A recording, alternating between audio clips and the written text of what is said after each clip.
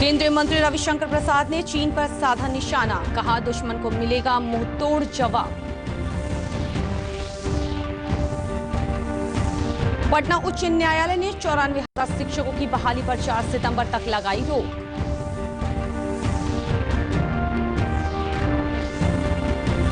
चुनाव आयोग ने कोरोना संक्रमण के बीच चुनाव कराने के तरीकों पर राज्य निर्वाचन आयोग से मांग की रिपोर्ट।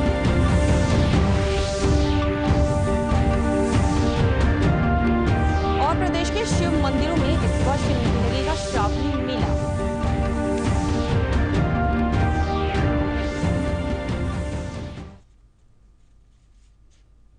नमस्कार, मैं हूं प्राची। आइए देखते हैं समाचार विस्तार से।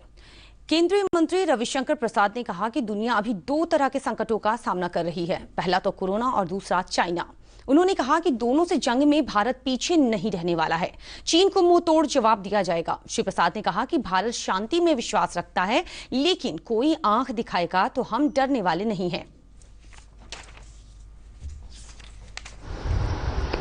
लेकिन जैसा हमारे प्रधानमंत्री जी ने कहा, अगर भारत के साथ कोई आंख मिलाएगा तो भारत आंख मिला के जवाब देना भी जानता है, समझना चाहिए। हमने सबों के साथ दोस्ती का हाथ बढ़ाया, लेकिन अगर चीन के लोगों ने जबरन लद्दाख में दबाव बनाने की कोशिश की, जो लाइन ऑफ एक्चुअल कंट्रोल है, जो एलओसी है, तो उसके संधि का अतिक्रमण कर आगे आने की कोशिश की, तो हमारे जवानों ने जबरदस्त जवाब भी दिया। पटना उच्च न्यायालय ने 94,000 प्राथमिक शिक्षकों की बहाली प्रक्रिया पर रोक लगाते हुए राज्य सरकार से जवाब तलब किया है। कोर्ट ने 4 सितंबर तक इस मामले पर जवाबी हलफनामा दायर कर स्थिति स्पष्ट करने का निर्देश दिया है। दिसंबर 2019 में केंद्रीय शिक्षक पात्रता परीक्षा पास 71 अभ्यर्थियों की रिट याचिका पर सुनवाई हुई। इन अभ्यर्थियों की मांग है कि शिक्षक नियोजन प्रक्रिया में दिसंबर 2019 में पास सीटीईटी पास अभ्यर्थियों को भी नियोजन प्रक्रिया में शामिल किया जाए। इस मामले पर हाईकोर्ट ने राज्य सरकार से पूछा है कि क्या नियुक्ति के मापदंड में परिवर्तन किया जा सकता है। केंद्रीय चुनाव आयोग ने आगामी बिहार विधानसभा को लेकर राज्य निर्वाचन विभाग से रिपोर्ट मांगी है। आयोग ने राज्य निर्वाचन आयोग को पत्र लिखकर पूछा है कि राज्य में कोरोना संक्रमण की चुनौती के बीच किस तरीके से चुनाव कराया जा सकता है। आयोग कोरोना संक्रमण के बीच बूथों पर सोशल डिस्टेंसिंग से जुड़े सुझावों के साथ चुनाव प्रचार के तरीकों पर रिपोर्ट मांगी है। खबरों के अनुसार राज्य निर्वाचन आयोग की रिपोर्ट का अध्ययन करने के बाद ही चुनाव आयोग इस मामले पर फैसला करेगा। राज्य में कोरोना संक्रमित लोगों की संख्या 10,000 से ऊपर हो गई है। कल पटना में 95 समेत राज्य में 217 नए कोरोना मरीज मिले हैं। इससे संक्रमितों की कुल संख्या बढ़कर 10,205 हो गई है। स्वास्थ्य सचिव लोकेश कुमार ने वीडियो कॉन्फ्रेंसिंग के माध्यम से बताया कि राज्य में अब तक 7,811 कोरोना मरीज ठीक हुए हैं। इसके साथ ही कोरोना मरीजों के ठीक होने की दर 77.52% हो गई है, जो राष्ट्रीय औसत से 18% अधिक है। राज्य में कोरोना से अब तक 73 लोगों की मौत हो चुकी है। उन्होंने बताया कि राज्य में अब 1056 कंटेनमेंट जोन है, जबकि 216 कंटेनमेंट जोन में पिछले 28 दिनों से कोई मामला न आने के कारण उन्हें समाप्त कर दिया गया है। 1056 कंटेनमेंट जोन आज की तिथि में एक्टिव हैं, जहां पर हम लोग अनलॉक 2 के जो गाइडलाइंस हैं कंटेनमेंट जोन के संबंध में, उसका अनुपालन सुनिश्चित करा रहे हैं। और 216 कंटेनमेंट जोन वैसे हैं जहां 28 दिनों से कोई केस नहीं मिला, जिसकी वजह से वे containment zone denotify district authorities द्वारा किए जा चुके हैं। सहरसा जिले के नौहट्टा प्रखंड स्थित एफसीआई अनाज गोदाम में रखी गई दाल में पानी मिलाने का मामला सामने आया है। प्रशासनिक उदासीनता और मुनाफाखोरों के चलते गरीबों की थाली में जाते जाते दाल रह गई। जो दाल कई गरीबों का पेट भर सकती थी, वो दाल अब खराब होकर कचरे के ढेर में तब्दील हो चुकी है। पेश है एक रिपोर्ट।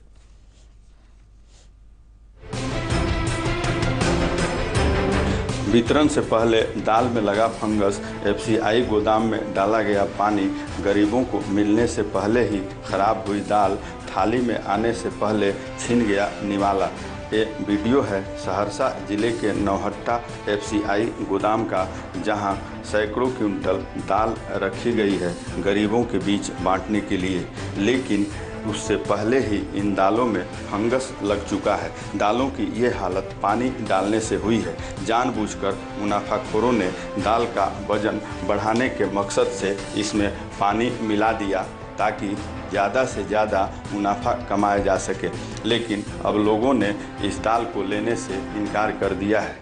दाल भारत सरकार जब हम लोगों को फ्रेश दाल दे रही है तो हम खराब दाल क्यों लेंगे? कोरोना से मरने से पहले लोग दाल खा कर के मर जाएंगे। ये दाल नहीं तो सड़ा हुआ दाल है तो लेके क्या करेंगे हम? तो आप लोगों को क्या मांग है? मांगे जो फ्रेश दाल आ रही है तो फ्रेश दाल चाहिए ना, तो सड़ा हुआ हम लेके क्या करेंगे? दाल में पानी मिलाने का मामला सामने आने के बाद जिला पदाधिकारी कौशल कुमार ने इस मामले में संज्ञान लेते हुए एफआईआर दर्ज करा दिया है। साथ ही दाल की आपूर्ति करने वाले सप्लायर को 5 साल के लिए ब्लैक लिस्टेड कर दिया गया है। तो यह संदेह में कि दाल खराब है, हम लोग नहीं इसलिए डिस्पैच करें, ये दिखाने के लिए वहाँ के सब ट्रांसपोर्टर के एक व्यक्ति जो है वहाँ पे 6-7 बोरा दाल बचा हुआ तो वहाँ पे पानी डालने का प्रयास किया गया। उसका हम लोग चिन्हित भी किए उस आदमी को, और इसी कारण से उस जो ट्रांसपोर्टर जो नौहट्टा गोडाउन के डीएसडी ट्रांसपोर्टर थे उनको हम लोग उसका अनुबंध रद्द कर दिए हैं। उस पर एफआईआर भी किया गया है, उसको 5 साल के लिए ब्लैकलिस्ट भी कर दिया गया है। प्रधानमंत्री नरेंद्र मोदी ने 30 जून को ऐलान किया था कि 80 करोड़ गरीबों को नवंबर तक मुफ्त में अनाज मिलेगा। त्योहारों का ये समय जरूरतें भी बढ़ाता है, खर्च भी बढ़ाता है। इन सभी बातों को ध्यान में रखते हुए ये फैसला लिया गया है कि प्रधानमंत्री गरीब कल्याण अन्न योजना का विस्तार अब दिवाली और छठ पूजा तक, यानी नवंबर महीने के आखिर तक कर दिया जाएगा। प्रधानमंत्री गरीब कल्याण अन्न योजना के तहत परिवार के हर सदस्य को 5 किलो गेहूं या चावल मुफ्त दिया जाता है। 1 किलो चने की दाल भी मिलती है, लेकिन दालों की आपूर्ति में देरी होने से अप्रैल, मई और जून में गरीबों को दाल नहीं मिल पाई थी। अब जब पीएम के ऐलान के बाद उम्मीद जगी थी कि उन्हें नवंबर तक चावल गेहूं के साथ 1 किलो दाल भी मिलेगी, लेकिन उससे पहले ही मुनाफाखोरों ने पानी मिलाकर इसे बेस्वाद कर दिया। सहरसा से आनंद झा के साथ दूरदर्शन समाचार, पटना।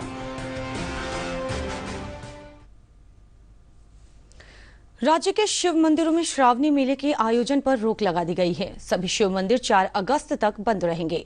श्रद्धालुओं से अपने अपने घरों में रहकर श्रावणी पूजा करने का आग्रह किया गया है। राज्य सरकार ने 20 जून को श्रावणी मेला के संबंध में कुछ शर्तों के साथ जलाभिषेक कर शिव मंदिर में पूजा अर्चना करने की अनुमति दी थी। अब उसमें संशोधन किया गया है। बिहार धार्मिक न्यास परिषद ने निर्णय लिया है कि कोरोना का प्रसार रोकने के लिए श्रावणी मेला पर रोक लगाई गई है। मेले में श्रद्धालुओं की भीड़ होती है, जिससे संक्रमण फैलने की आशंका है। इसी को देखते हुए शिव मंदिरों में जहां भी श्रावणी मेला, जलाभिषेक या कांवड़ यात्रा का आयोजन होता है, वहां पर 4 अगस्त तक पूजा पर रोक लगा दी गई है। दरभंगा के प्रधान डाकघर में डिजिटल दिवस के मौके पर डाक सेवा, जन सेवा शिविर और ग्राहक सेवा केंद्र का उद्घाटन किया गया। इस अवसर पर उत्तरी परिक्षेत्र मुजफ्फरपुर के डाक अधीक्षक अशोक कुमार ने कहा कि डिजिटल इंडिया भारत सरकार द्वारा शुरू किया गया एक ऐसा अभियान है जिसके जरिए सरकार लोगों को डिजिटल रूप से सशक्त बनाना चाहती है। उन्होंने कहा कि इंडिया पोस्ट पेमेंट बैंक के आ जाने के बाद डाक विभाग सबसे बड़ी डिजिटल संस्था बन गई है।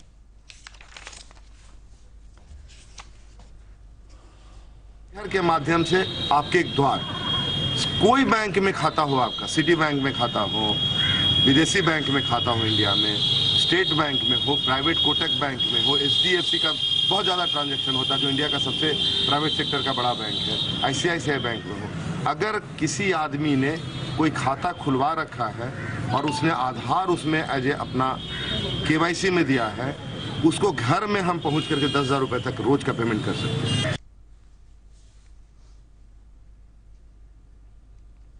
सारण के बेड़ा स्थित रेल पहिया कारखाना में कल रात अचानक धमाका हो गया। घटना में 4 लोग घायल हो गए हैं। प्रत्यक्षदर्शियों की माने तो कारखाने में गर्म मटेरियल क्रेन के नीचे गिर जाने से बने भाप से जोरदार धमाका हुआ, जिससे कारखाने में अफरा तफरी मच गई। धमाके में कारखाना का शेड भी क्षतिग्रस्त हो गया। हादसे में senior section engineer Pramod Kumar, crane operator और 2 मजदूर घायल हो गए, जिन्हें इलाज के लिए स्थानीय अस्पताल में भर्ती कराया गया था, जहां से इंजीनियर और क्रेन ऑपरेटर की हालत गंभीर होने पर उन्हें पटना रेफर कर दिया गया। धमाका इतना जोरदार था कि इसकी आवाज 3 किलोमीटर दूर तक सुनाई दी। फिलहाल पूरे मामले की जांच की जा रही है। ब्लास्ट हुआ जिसमें 2 रेलवे कर्मचारी को चोटें आई, जिन्हें फोर्ड हॉस्पिटल भेज दिया गया है, और 2 आदमी प्राइवेट कॉन्ट्रैक्टर के थे जिनको चोट आई, उनको हल्की चोट आई, उनको फर्स्ट एड के बाद छोड़ दिया गया। पटना जिले की बाढ़ अनुमंडल की आर्थिक रूप से कमजोर महिलाओं के बीच कृषि मंत्री प्रेम कुमार ने 1000 रेडियो सेटों का मुफ्त वितरण किया। इससे महिलाएं सामुदायिक रेडियो स्टेशन से प्रसारित होने वाले कार्यक्रम को सुनकर इससे लाभ उठा सकेंगी। केंद्र और राज्य सरकार दोनों सरकार का जो पहल है किसानों के लिए वो जन जन तक पहुँचे, हर घर तक उनका संदेश पहुँचे, सरकार की योजनाओं की जानकारी हो, इसीलिए हम रेडियो को सांकेतिक तौर पर 1000 लोगों को वितरण किया जाएगा। उसमें 5 आज हम मतलब सांकेतिक तौर पर इसलिए दे रहे हैं कोविड-19 की वजह से, ताकि मैं देख रहा हूँ कि बड़ी जो मतलब भीड़ लगा रहा हूँ 1000 लोगों को जहाँ था नहीं जा करके, इसीलिए हमें सावधानी बरतते हुए, दूरी बनाते हुए, और हमारी जो किसान महिलाएं जो आई हैं, बंधु जो आए, भाई बहन जो आए हैं, जा करके उनको पारी पारी हम बुलाएंगे और उनको हम वितरण करने का काम करेंगे।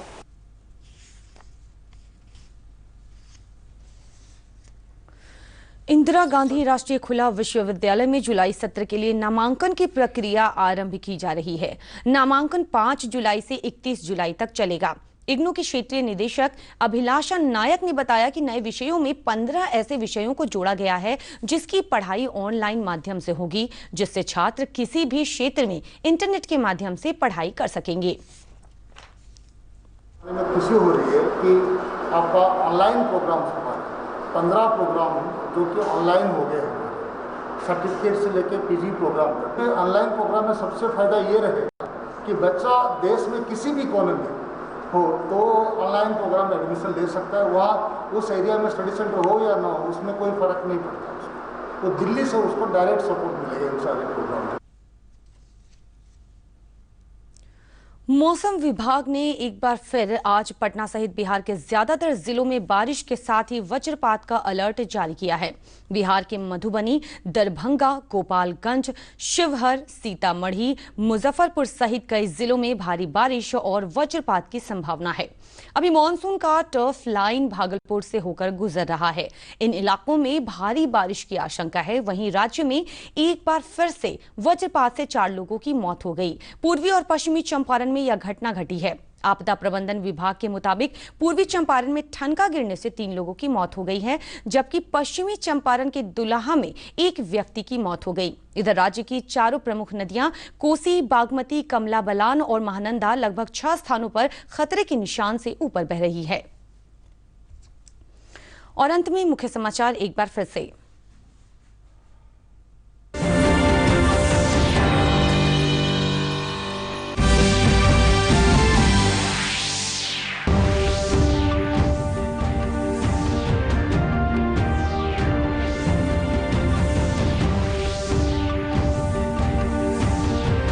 उच्च न्यायालय ने 94,000 शिक्षकों की बहाली पर 4 सितंबर तक लगाई रोक।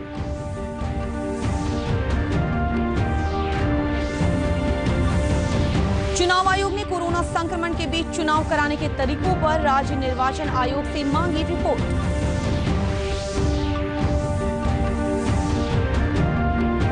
और प्रदेश के शिव मंदिरों में इस वर्ष नहीं लगेगा श्रावणी मेला।